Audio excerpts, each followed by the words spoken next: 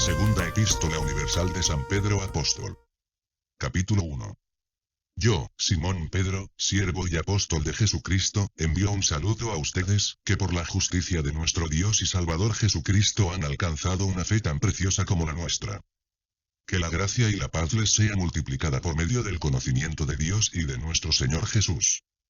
Todas las cosas que pertenecen a la vida y a la piedad nos han sido dadas por su divino poder, mediante el conocimiento de aquel que nos llamó por su gloria y excelencia. Por medio de ellas nos ha dado preciosas y grandísimas promesas, para que por ellas ustedes lleguen a ser partícipes de la naturaleza divina, puesto que han huido de la corrupción que hay en el mundo por causa de los malos deseos. Por eso, ustedes deben esforzarse por añadir virtud a su fe, conocimiento a su virtud, dominio propio al conocimiento, paciencia al dominio propio, piedad a la paciencia, afecto fraternal a la piedad, y amor al afecto fraternal. Si todo esto abunda en ustedes, serán muy útiles y productivos en el conocimiento de nuestro Señor Jesucristo. Quien no tiene todo esto es corto de vista, o ciego, y ha olvidado que sus antiguos pecados fueron limpiados. Por eso, hermanos, procuren fortalecer su llamado y elección. Si hacen esto, jamás caerán. De esta manera se les abrirán de par en par las puertas del reino eterno de nuestro Señor y Salvador Jesucristo. Por esta razón siempre habré de recordarles estas cosas, aun cuando ya las sepan y estén firmemente afianzados en la verdad que han recibido. Mientras yo tenga vida, es mi obligación animarlos y recordarles todo esto, pues sé que pronto tendré que abandonar este cuerpo, tal y como nuestro Señor Jesucristo me lo ha hecho saber. También debo esforzarme para que después de mi partida ustedes puedan tener siempre presentes todas estas cosas. Porque, cuando les hicimos saber que nuestro Señor Jesucristo vendrá con todo su poder, no lo hicimos siguiendo fábulas artificiosas, sino como quienes han visto su majestad con sus propios ojos. Pues cuando Él recibió de Dios Padre la honra y la gloria, desde la magnífica gloria le fue enviada una voz que decía: «Este es mi Hijo amado, en quien me complazco». Y nosotros oímos esa voz que venía del cielo, mientras estábamos con Él en el Monte Santo. Además, contamos con la muy confiable palabra profética, a la cual ustedes hacen bien en atender, que es como una antorcha que alumbra en la oscuridad, hasta que aclara el día y el lucero de la mañana salga en el corazón de ustedes. Pero antes que nada deben entender esto. Ninguna profecía de la Escritura es de interpretación privada, porque la profecía nunca estuvo bajo el control de la voluntad humana, sino que los santos hombres de Dios hablaron bajo el control del Espíritu Santo. Capítulo 2. Entre el pueblo hubo también falsos profetas, como también habrá entre ustedes falsos maestros que con disimulo introducirán herejías destructivas, y hasta llegarán a negar al Señor que los rescató, con lo que atraerán sobre sí mismos súbita destrucción. Muchos imitarán su conducta indecente, y por causa de ellos se hablará mal del camino de la verdad. Por su rapacidad, estos falsos maestros harán negocio con ustedes. Pero la condenación los espera desde hace mucho tiempo, y su perdición ya está en camino. Es un hecho que Dios no perdonó a los ángeles que pecaron, sino que los arrojó al infierno y los lanzó a oscuras prisiones, donde se les vigila para llevarlos a juicio. Y tampoco perdonó al mundo antiguo, sino que protegió a Noé, quien proclamó la justicia, y a otras 7 personas, y luego envió el diluvio sobre el mundo de los impíos.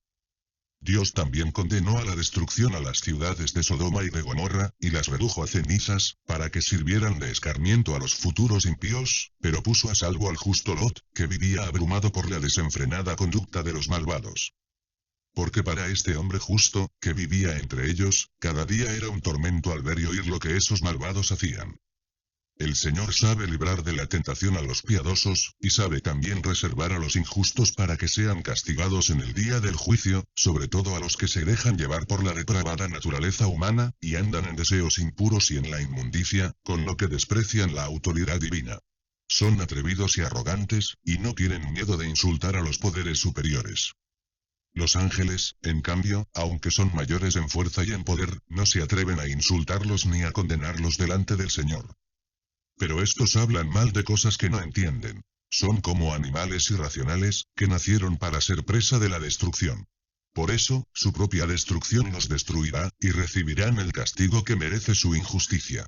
Creen que el placer consiste en gozar de los deleites a plena luz del día.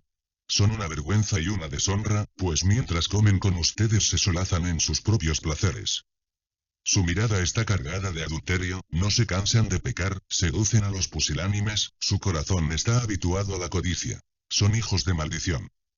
Se han apartado del camino recto, se han extraviado por seguir el camino de Balaam hijo de Beor, que tanto amó el premio de la maldad, que fue reprendido por su iniquidad. Una bestia de carga, que no podía hablar, habló con voz humana y puso un alto a la locura del profeta.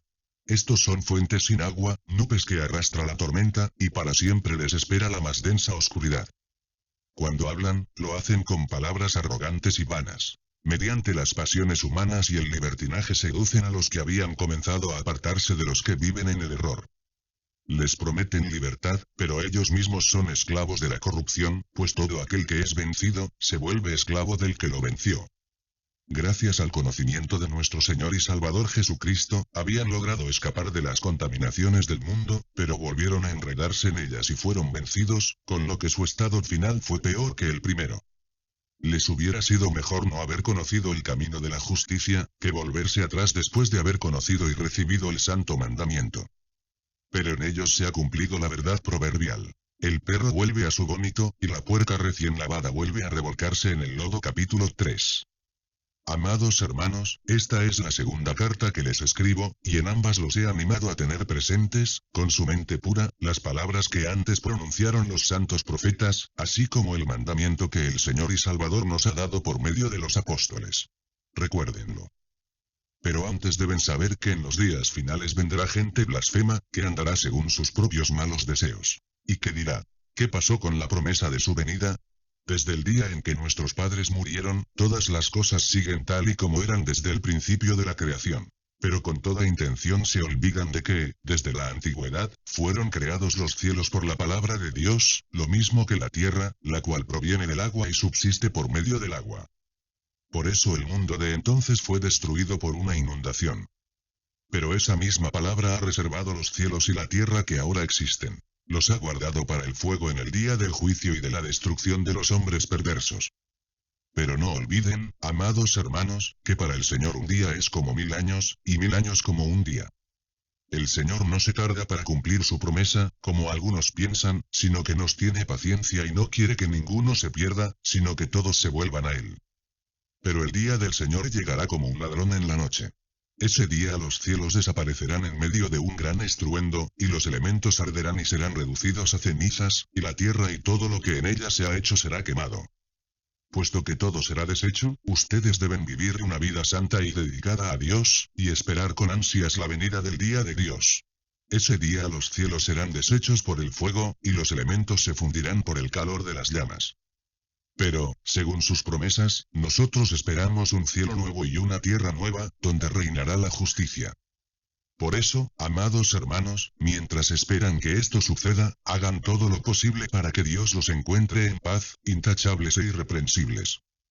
Tengan en cuenta que la paciencia de nuestro Señor es para salvación, tal y como nuestro amado hermano Pablo, según la sabiduría que le ha sido dada, les ha escrito. En casi todas sus cartas, donde habla de estas cosas, aun cuando entre ellas hay algunas que son difíciles de entender y que los ignorantes e inconstantes tuercen, como hacen también con las otras escrituras, para su propia perdición. Pero ustedes, amados hermanos, que ya saben todo esto, cuídense de no ser arrastrados por el error de esos malvados, para que no caigan de su firme postura. Más bien, crezcan en la gracia y el conocimiento de nuestro Señor y Salvador Jesucristo, a quien sea dada la gloria ahora y hasta el día de la eternidad.